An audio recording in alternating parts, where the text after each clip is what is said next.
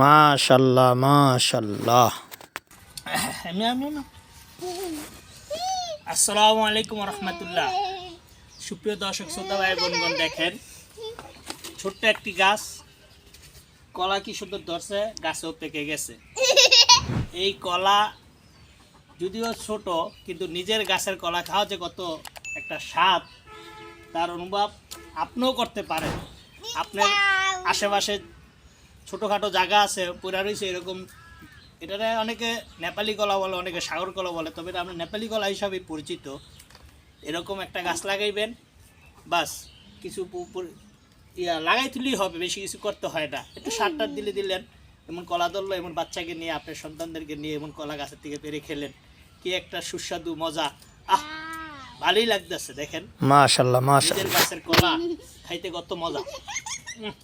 ওই দেখেন, এই দেখেন আমরা তিনজনে খাচ্ছি, কি সুন্দর কলা।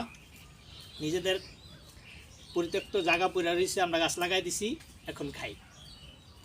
ফর্মের মুক্ত, কোনো ভেজাল নাই, কোনো সমস্যা নেই। বাচ্চাকে নিজেরা পায়রা খাবে, বাচ্চারা খাবে, কোনো সমস্যা হবে না। শুকরিয়া, আলহামদুলিল্লাহ আলহামদুলিল্লাহ।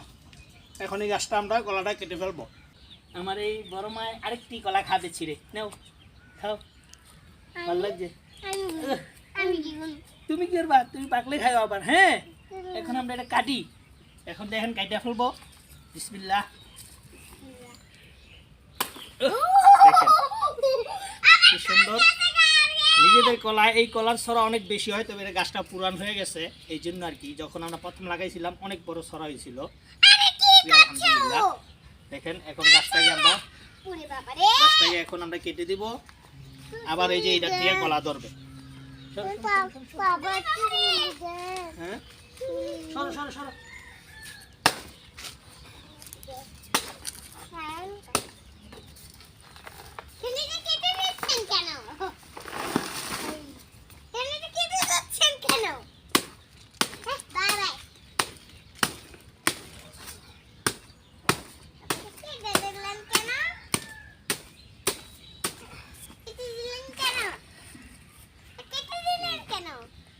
এই হলো, ধরো ধরো সবাই, ধরো সবাই মিলে একটা ধরো কলা, ধরো কলা, সরা ধরো।